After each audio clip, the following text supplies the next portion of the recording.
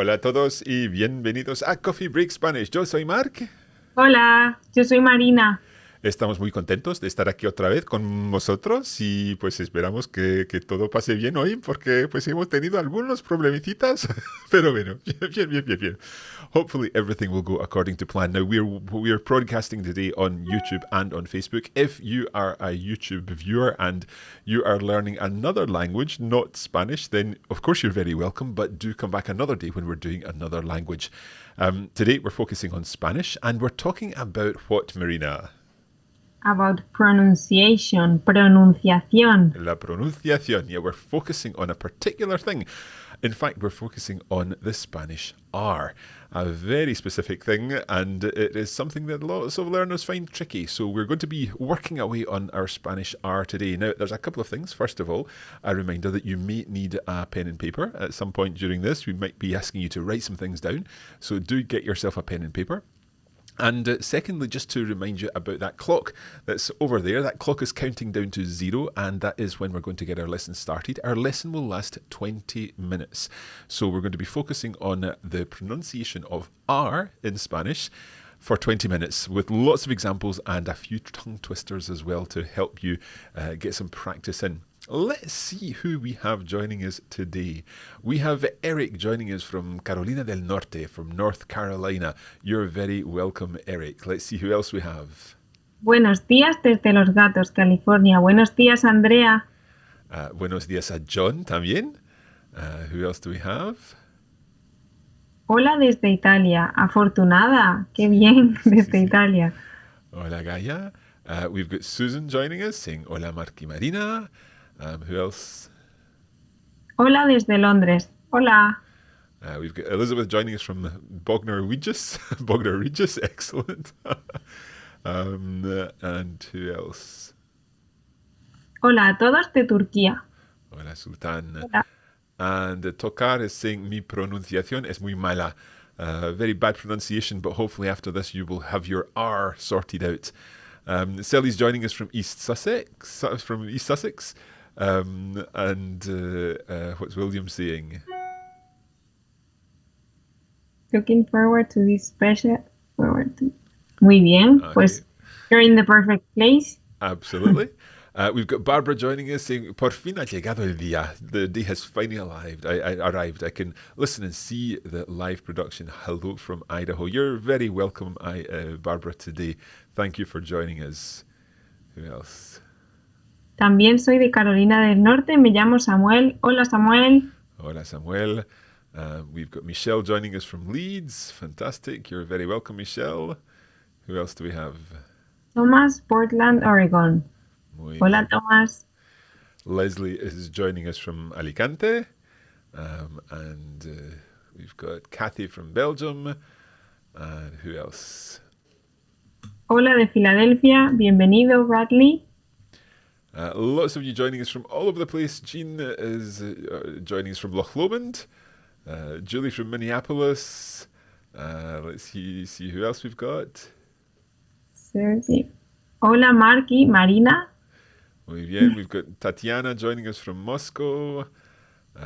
We've got Stefanos from Washington. Wow. Buenas tardes de Kurdistán. Wow. Excellent. Ulla's joining us from Sweden.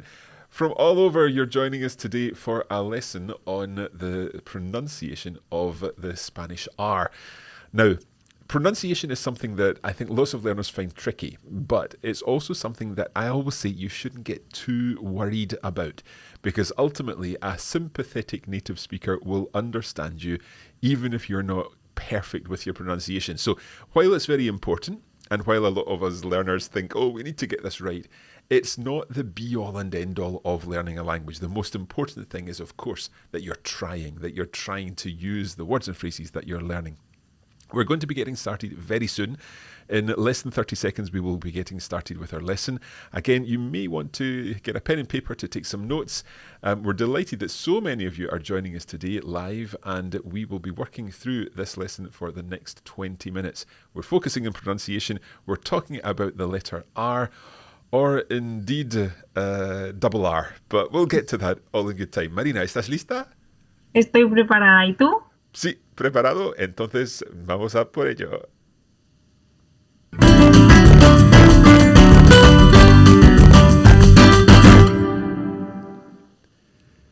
I should also say that there is a little setting today that makes the music very loud. I apologise for that. Hopefully you can still hear us okay. Marina, we are talking about the Spanish R today. Now, there are two R sounds in Spanish, aren't there? Sí. We have R and R. So let's hear these again. One more time. R, R. Okay, so there are two different things happening here. Your first Spanish R sound is just kind of like a flick of your tongue. I always say it's a little bit like the word bottle when it's pronounced by someone from New York. Now, I'm probably going to embarrass myself here by trying to put on a New York accent, but if I got a bottle, I've got a bottle, that sound in there is very like the Spanish single R, okay, or R1 as we're going to call it, okay?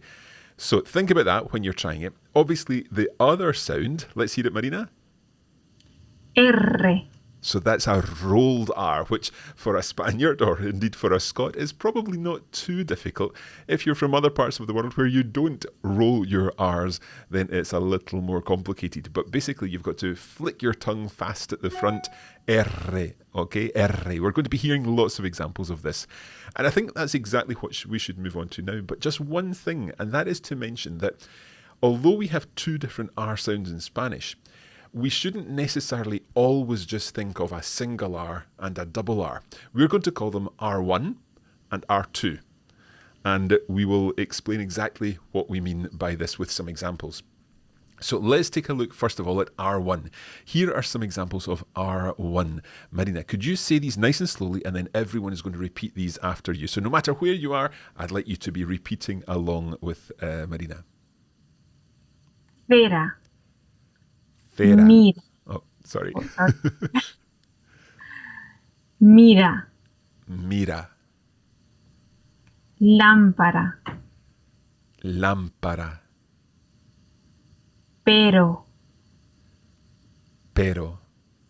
Okay, so we've got wax, we've got the word for look, we've got a lamp, and then the word for but. Now, again, if you imagine that there is a double T sound in there as a New Yorker, and you're thinking of the word bottle, then that bottle, you could replace that in for your single R. Cera, mira, lámpara, pero. So what's the connection here with all these R's? Well, the crucial thing is that each of these R's is between two vowels. So we're calling this R1 when we come across these words in between two vowels. Hopefully that all makes sense. There is, however, another situation in which we'll find this type of R, isn't there, Marina? Sorry, can you repeat that? I missed it. Okay, I'm saying there is another situation in which we'll find R1. Yes. Let's look at some examples of this. I read them for you. Yeah, okay. Ir.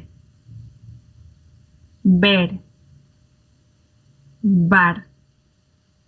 Morder. Okay, so each time here we've got that same single flap of the R.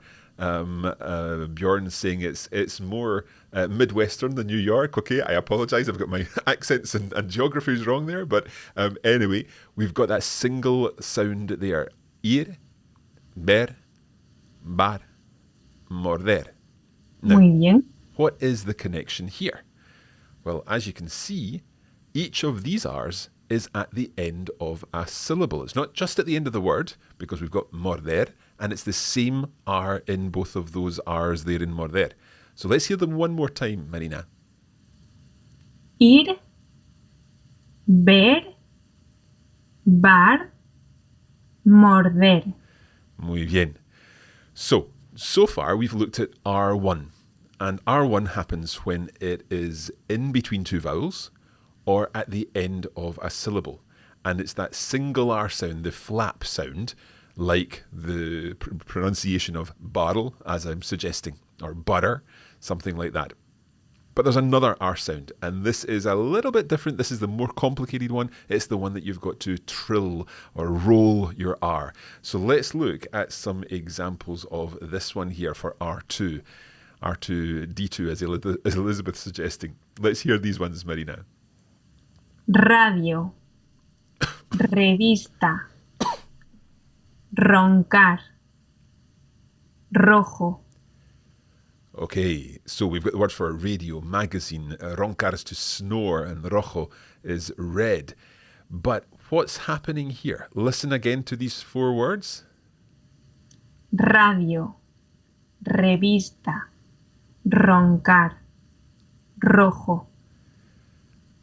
Radio, revista, roncar, rojo.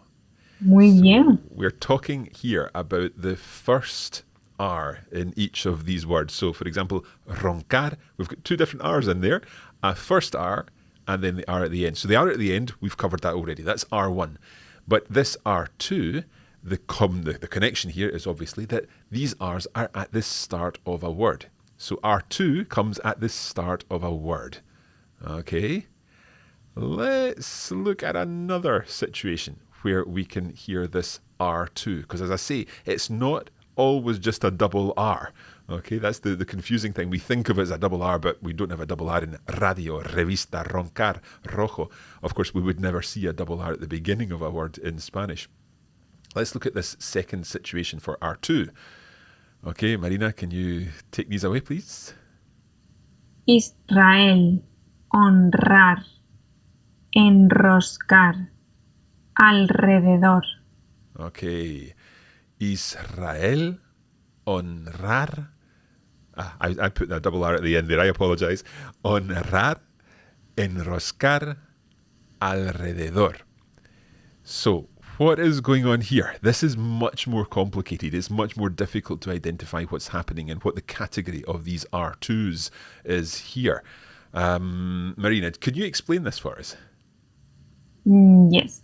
Here, as you can see, we have an S before the R, an N before the R, or an L before the R. So the rule is that when the R comes after one of those three letters, you have to pronounce it strong, vibrant. Okay, so Israel, honrar, enroscar, alrededor. Okay, the word for Israel, to honor, enroscar, is when something becomes red, isn't it? No, it's when you, for example, a bottle, if you close the top part, that's enroscar. Ah, okay, so you're tightening a bottle top. Sorry, okay, I'm getting confused there. Muy bien, okay. And alrededor, around us, something like that. Okay, so these are also our double R sounds. We call it double R, but let's call it R2. Okay, Israel, honrar, es enroscar, alrededor. Let's look finally at our third collection of R2 sounds. And these are the ones I think you're probably most familiar with. I read them? Yep. Burro, guitarra, tierra, irresponsable. Okay. Burro, guitarra, tierra, irresponsable. So here we've got the word for donkey, guitar, earth, and irresponsible. But what's the key here? All of them, of course, have a double R sound in there. So we have R1, which we find in certain situations, and R2, which we find in different situations. And those situations, as we've seen with R2, are at the start of a word. Let's hear them again, Marina. Radio, revista, roncar, rojo. After an S, an N, or an L. One more time with those ones, Marina. Israel, honrar, enroscar, alrededor. Okay. And our final collection. Burro, guitarra, tierra, irresponsable. Okay. Marina, can I ask you, would you say that you're probably perhaps over-rolling here just to make this a little bit clearer for our learners? Yes, of course. I wouldn't be talking about a donkey and say el burro, but yeah, el burro. Yeah, for the purposes of this lesson and for our learning then, yes, we're over-rolling our R's here. So if you're thinking, oh, I'll never be able to over-roll that R, don't worry. We are going a little bit further than we need to with this. Muy bien, muy bien. Okay, we've got one question just before we go on. Sultan's saying, leyó la palabra ver con la letra V. So how would you say V-E-R, that word? We'll come back to that slide with it. Marina? Ver. Yeah, so a strong B sound, although what we will find is that will vary slightly depending on which part of the Spanish-speaking world you're in. So do you pronounce ver and bar with the same initial sound? Yes, exactly the same. Okay, so as I say, that will change a little bit depending on which country or which part of the Spanish-speaking world you're in, but hopefully Yes, that probably if they are in contact with English, maybe in Latin America, because they are closest to the English language, they make a small difference, but normally in Spain, it's difficult to hear a difference between those. Yep, exactly. And a question from Rob who's asking, is the R2 stronger in Spain than it would be, for example, in Mexico? Do you know anything about that? No, I don't think so. We pronounce the R, we have like a strong R. It's not as strong as I was pronouncing it, but it's just different from one smooth and strong, but not different grades. Right? Yeah, okay. So there is a difference, but obviously we are like emphasizing this for the purposes of this lesson to help you identify the difference between what we're calling R1 and R2. Let's look at some examples where we're seeing an R1 and R2. Now, in each of these examples, we're seeing the same word almost, but with a single and a double R, which just happen to be R1s and R2s, because the first one is between two vowels, the second one is a double R, and the double R trumps everything else, as it were. So let's hear these two words. Can you say these slowly? One word, then the next word, Marina. Mm-hmm. Pero, perro. Let's hear them again. Pero, perro. Muy bien. So, pero means but, perro means dog.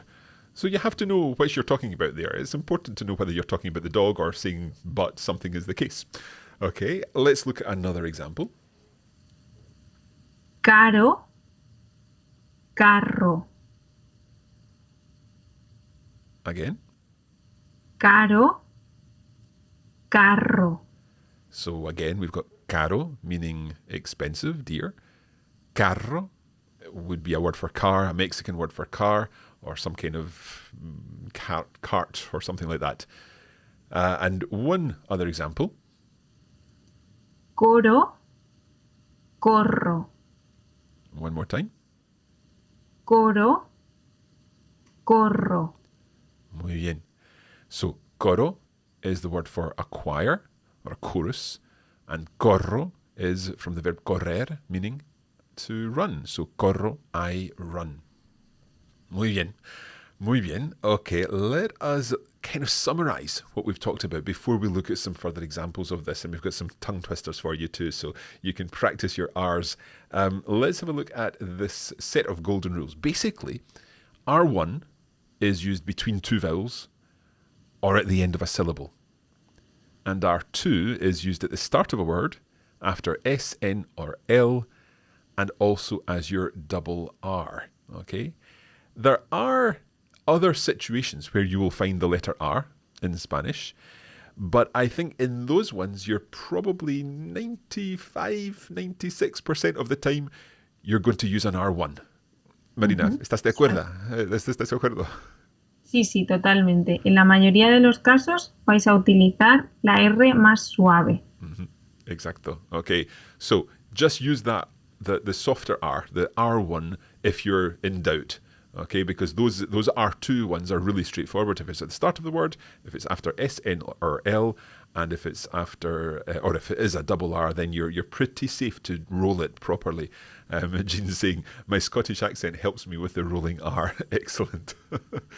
Okay. Let us now look at some example sentences or some tongue twisters, and this is where we're going to put it to the test. What we're going to do is put the tongue twister on the screen before you hear it and see if you can work it out. So we'll leave it up for 10 seconds, try saying it, and then Marina will say it. Let's have a look at this first one. You've got 10 seconds to say this to yourself.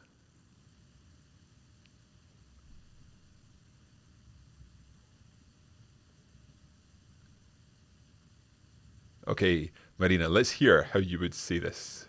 Okay, first I have to say that this is quite tricky even for native speakers, so don't worry too much. El perro de San Roque no tiene rabo porque Ramón Ramírez se lo ha robado. Right, so the dog of San Roque doesn't have a tail because Ramón Ramirez has robbed it from him. So, like many tongue twisters, it doesn't really mean a lot. So don't worry too much about the meaning here, but it's a great sentence for practicing our R's. And you'll notice lots of R2s in particular in this one. El perro, that's a 2. De San Roque, a 2. No tiene rabo, a 2. Porque, no, that's just in there, that's a 1. Ramón Ramírez, so we've got a 2, 2 and a 1 in there. Ramón, Ra, 2, 2. Mirez, a 1. Se lo ha robado, has robbed it from him. Another 2 at the end. We don't always analyse our 1s and 2s of the R's and everything like that, but it's just a good way to pick up on these. So let's look at another sentence here. And again, try saying this yourselves, and then we'll talk about it all together.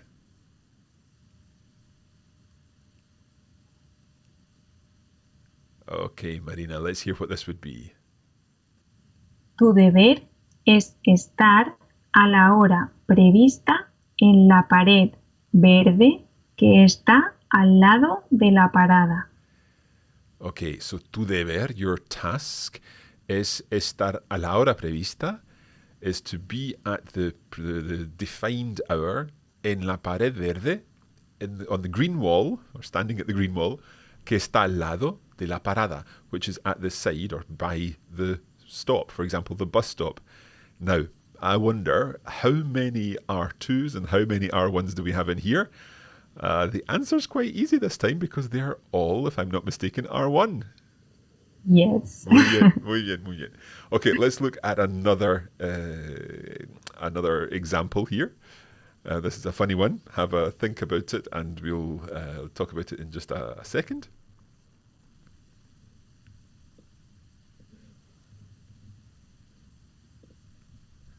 Okay, Marina, can you give us this one, please? Yes. El borracho con arrugas pasaba por el arroyo en burro. Okay, there's quite a picture in this one. So, el borracho con arrugas pasaba por el arroyo en burro.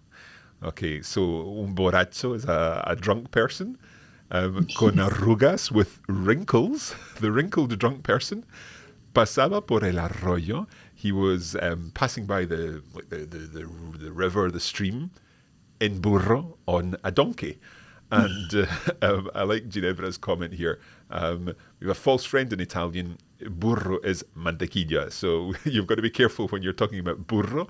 It's butter in Italian, but burro is, of course, a donkey in Spanish. So there we have it. One more sentence, and we'll try saying this one.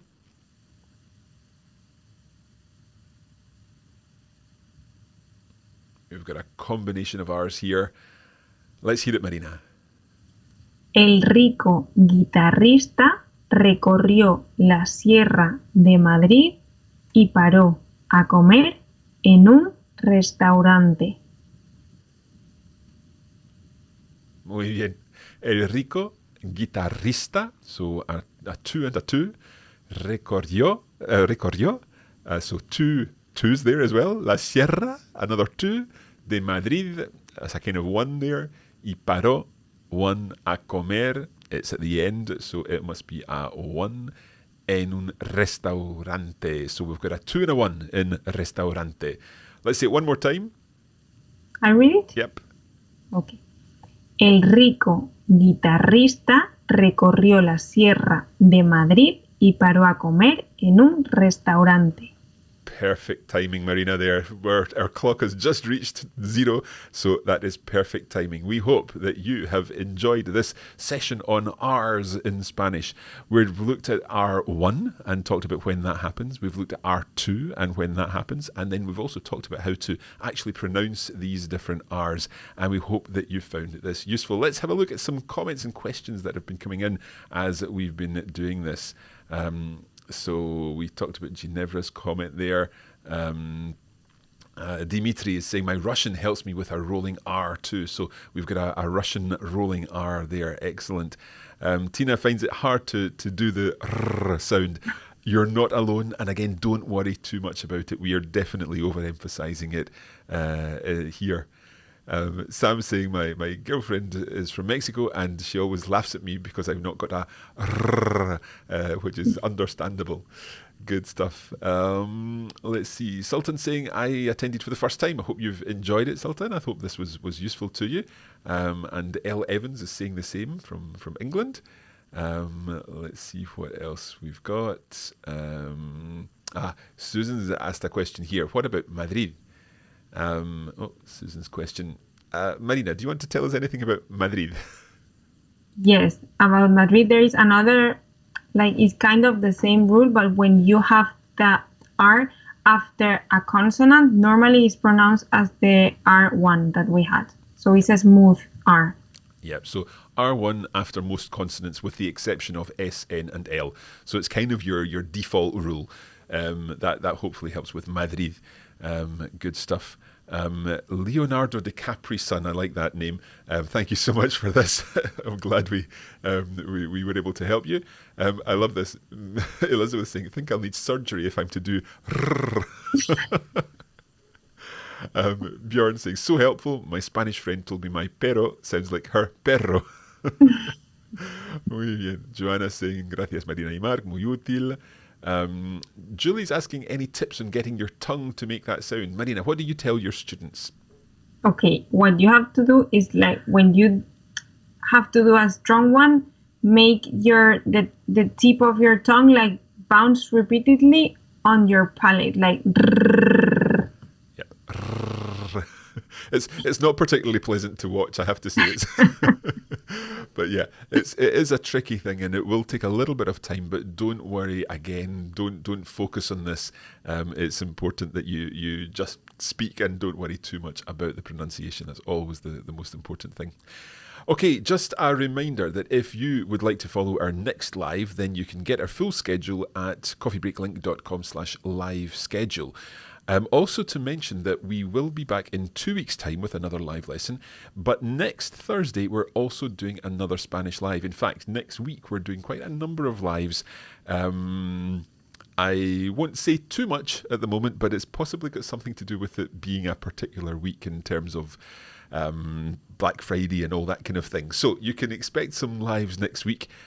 We hope that you are able to join us then to find out a little more about what we do here at Coffee Break Spanish. Just a few other questions that are coming in. Let me just... can I take that off? I don't think I can. So Stephen's saying... the R's are very difficult for me. You're definitely not alone. Bjorn's saying there's a good lesson on Coffee Break Spanish Season 1 on the R. Yes, we definitely talk about it there, and I do some more bad American accents with butter and things like that. So Sultan's saying it's not as difficult for me because I'm Turkish, so hopefully you've got a R sound in Turkish. Gabriel, I speak Spanish and think it's a really hard language. What do you think? What do you think, Marina? Do you think Spanish is a hard language? Not really. And pronunciation is quite straightforward. Much more difficult to speak a proper English, like pronunciating when reading.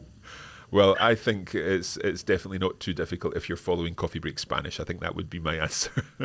Michelle's asking, will you be doing more of the lessons where we have to translate sentences both from and to Spanish at different levels of difficulty, like in your previous series of lessons? Yes, we will. We're trying out different things at the moment. Last time we were doing some pronunciation, the time before that some listening, the time before that some reading, and next time we're going to be looking at some dictation. So trying lots of different things just now, and the feedback seems to be really good. People seem to like a variety, and we're seeing what works best. So hopefully that answers your question. Gaia saying una lección muy pero muy interesante. Muy bien. Bjorn, I only wish this was longer. Well, there's plenty more Coffee Break Spanish out there. You'll be able to find it. An interesting question or comment here from Anthony. When I hear Spanish speakers pronouncing Medellín, Colombia, it always sounds like Medellín. I would have thought it would be Medellín. Is that just a local way of pronouncing it? Marina, I'm going to ask you to answer that one. Yeah, I would say that's a local way. Probably a Spaniard would say Medellín. Medellín, yeah. There are obviously different pronunciations in different parts of the Spanish-speaking world. That we always say that if you stick to something that is fairly middle of the road, then you will be understood everywhere. I'm speaking English. My English is from Scotland. Marina's speaking in English. Her English is with a Spanish accent, if you like. And if we're speaking to Americans or Canadians or Australians, you're all understanding what we say. So exactly the same happens in Spanish. Okay, we're going to leave it there. We hope that you've enjoyed this. Don't forget to check the live schedule for the next one. The next official lesson will be on the 3rd of December, Thursday the 3rd of December, but we will be around next week for another live on Thursday, and we'll tell you more about that then. But for now, Marina, como siempre, muchas gracias. Muchas gracias a ti, es un placer. We will be back soon. Estaremos de vuelta muy pronto y entonces hasta la próxima. Adiós. Hasta luego.